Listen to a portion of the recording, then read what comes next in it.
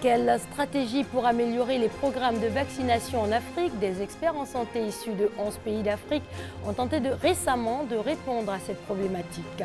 Le réseau des femmes journalistes et professionnelles de la communication lui s'est penché au cours d'une journée sur l'image de la femme à la télévision et dans la presse. Nous en parlerons dans cette édition. En fin de journal, on s'intéressera à la lutte contre le terrorisme dans le Nord Mali, où depuis 2013, les forces françaises combattent les djihadistes. Bonsoir à tous et merci de vous informer sur RTI2. L'Afrique se mobilise pour améliorer ses programmes de vaccination. Des experts en santé issus de 11 pays d'Afrique ont planché récemment sur le sujet. L'objectif étant de trouver des stratégies en vue d'améliorer les systèmes de vaccination. Herman Yamien. Ils sont venus du Cameroun, de la Guinée-Bissau, de la République démocratique du Congo et de 8 autres pays d'Afrique.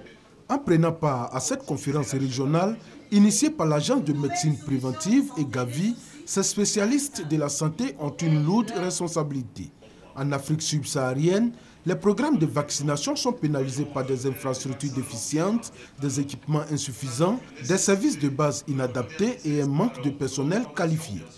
Pendant 2 jours donc, ils devront trouver la solution à ce système de santé et de vaccination pour le moins défaillant. Il s'agit de rassembler donc les décideurs des pays pour qu'ils puissent exercer un leadership fort auprès de leur gouvernement et auprès des partenaires afin de procéder au changement qui est nécessaire dans les chaînes d'approvisionnement de la santé. En d'autres termes, il va s'agir de faire en sorte que les médicaments, les produits de diagnostic et les vaccins soient mis à la disposition des populations vivant dans les zones les plus inaccessibles. Un pari qui ne peut se réaliser sans l'implication réelle des gouvernements et des décideurs. Que les États se mobilisent pour pouvoir prendre des décisions fortes, des décisions concertées, des décisions efficaces pour le renforcement de la chaîne d'approvisionnement à tous les niveaux, pour que celle-ci puisse permettre la disponibilité des produits en santé. Des travaux de groupe, des tables rondes et des échanges ont animé cette conférence régionale. Rappelons que la dite conférence sur le leadership pour la chaîne d'approvisionnement de la santé et de la vaccination est une recommandation de la conférence interministérielle qui s'est tenue à Addis Abeba en février 2016. À Fumbolo, dans le département de Dabakala, on pense plutôt à mettre un terme aux violences basées sur le genre. Les femmes de cette commune ont pu bénéficier d'une campagne de sensibilisation dont l'objectif est de permettre à ces dernières de participer avec sérénité à l'essor de la société. Kader Sogodogo. Fumbolo, commune située dans le département de Dabakala, dans la région du Hambol. Dans cette commune, les femmes, à l'instar de toutes celles du pays, disent stop à toutes sortes de violences. En tête, une des leurs, première magistrate de cette commune. Toutes ces violences faites à ces femmes-là doivent prendre fin. Aucun homme ne doit penser qu'il a le droit de violenter une femme. Qu'un homme soit riche, grand et fort, s'il n'a pas de femme chez lui à la maison, il n'a aucune importance devant la société. Donc il n'y a pas de raison que cette même femme, dont on a besoin pour vivre, qu'on puisse la violenter. Ces femmes de Fumbolo, dans les bureaux, dans les marchés comme dans les champs, veulent prendre conscience de leur importance au sein de la famille. Et c'est à juste titre que leur marraine, Dr Joséphine Yele Ouattara, cadre du Hambol, met ces femmes en mission. Elles doivent remplacer le sachet par le panier de la ménagère, synonyme de forte production pour des provisions à moindre coût sur nos marchés. On a donné symboliquement des paniers. Il y a un temps pas très lointain, le panier de la ménagère était devenu un sachet. Aujourd'hui, avec Alassane Ouattara, le panier de la ménagère sera un vrai panier. En attendant, toutes les femmes de Fumbolo présentes ont reçu en guise de cadeau des paniers. Aussi, le centre de santé de la localité a reçu une ambulance offerte par l'État de Côte d'Ivoire. Alors toujours concernant les femmes, on parle à présent de l'image de la femme à la télévision et dans la presse. Le réseau des femmes journalistes et professionnelles de la communication ne veut plus de stéréotypes dans les médias. Cette journée de sensibilisation avait pour but d'exhorter les femmes à combattre les images qui les dévalorisent. Hervé Blé. En Côte d'Ivoire, l'image de la femme dans les médias représente 15% de charges positives contre 80% de charges négatives.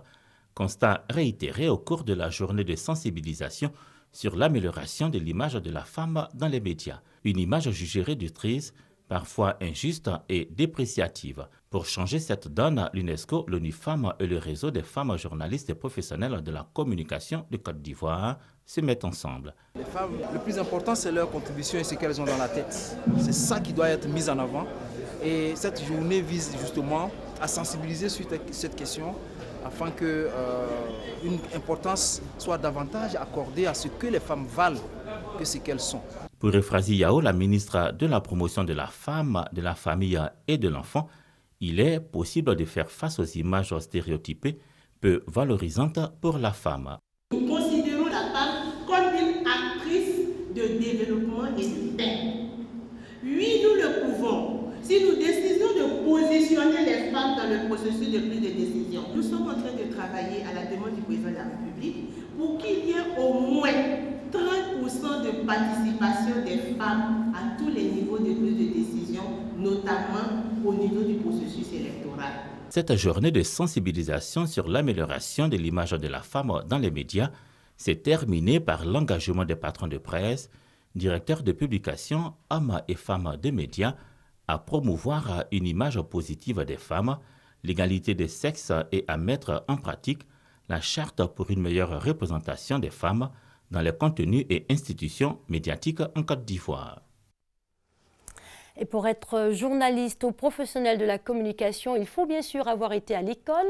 La scolarisation et le maintien de la petite fille sur les bancs, justement un problème pas totalement résolu. Par exemple, à Bondoukou, seulement 27% des filles sont inscrites au collège Kwadio Kwame et Soro Corona. La Côte d'Ivoire et ses partenaires déploient de nombreux efforts pour accroître la capacité des établissements scolaires. Des efforts pour donner la chance à tous les enfants d'avoir accès à l'éducation. Efforts souvent infructueux.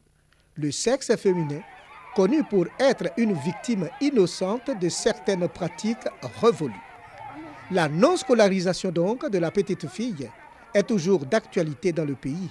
Hélas, selon les données de l'UNICEF, de 2010 à 2014, 24,6% des filles accèdent à l'enseignement secondaire contre 33,1% des garçons. À Bouandougou, dans la région du Béré, les pesanteurs culturelles et religieuses, la pauvreté et l'exode rural défavorisent toujours la petite fille en matière de scolarisation. Elles sont choisies pour les tâches ménagères. La fille, c'est elle qui travaille à la maison, c'est elle qui va au champ, c'est elle qui lave les assiettes, c'est elle qui va chercher les fagots. Il n'y a pas suffisamment de jeunes filles pour le collège moderne de Bouandougou. Sur 711 élèves inscrits au titre de l'année scolaire 2015-2016, on compte seulement 201 filles, soit 27% de l'effectif. Le combat que nous menons, c'est d'encourager les enfants, eux-mêmes d'abord, à prendre pour modèle notre ministre. Nous les encourageons par des prix, nous les sensibilisons sur les dangers de la grossesse en milieu scolaire. Cette distinction, qui est la récompense de la gente féminine, galvanise les jeunes filles à convaincre les parents à investir dans leur scolarisation. Nous demandons aux parents de ne pas laisser les filles à la maison et de ne pas envoyer seulement que les garçons à l'école, mais aussi les filles. La politique de l'école gratuite, initiée depuis 2011 par le président de la République, fait son petit bonhomme de chemin dans cette localité. Si c'est toi qui devais tout prendre en charge, peut-être tu pouvais ne pas envoyer d'autres à l'école parce que tu n'as pas assez de moyens. Mais aujourd'hui, avec la gratuité de l'école, ça fait que les parents ont le courage d'envoyer les filles à l'école. La saine émulation entre les filles, la politique de l'école gratuite et obligatoire pourront contribuer à éradiquer ce phénomène qui a trop duré. Fléau qui plombe également l'élan d'émancipation de la femme en Côte d'Ivoire. Car ne dit-on pas qu'éduquer une fille, c'est éduquer toute une nation. À Guéo, la direction régionale de l'éducation nationale s'engage pour la défense et la promotion de la forêt. Une vaste campagne de sensibilisation est alors entreprise dans les écoles et collèges de la localité. Cette initiative est soutenue par le cantonnement des eaux et forêts. Eugène Atoubé. Pendant une semaine, les élèves des établissements scolaires de Guéo se sont fait les défenseurs de la forêt ivoirienne. Sur le thème de la restauration et la protection du couvert forestier, Ils ont organisé une compétition interécole calquée sur le modèle Génie en herbe, un concours mis sur reboisement et mené une opération de planting d'arbres. L'enjeu, inculquer aux élèves des écoles primaires, collèges et lycées de Guéyo la nécessité d'une prise de conscience du massacre dont la forêt ivoirienne continue d'être aujourd'hui l'objet. Surtout, les engager à l'action, comme planter un arbre par exemple. Si le proviseur du lycée moderne de Guéyo se félicite de cette initiative du cantonnement des eaux-forêts de la localité pour cette sensibilisation des élèves, l'action s'adresse également à toutes les populations car les spécialistes des eaux-forêts sont unanimes. La forêt ivoirienne est menacée de disparition. Chaque année, ce sont plus de 300 000 hectares de forêts qui sont détruites.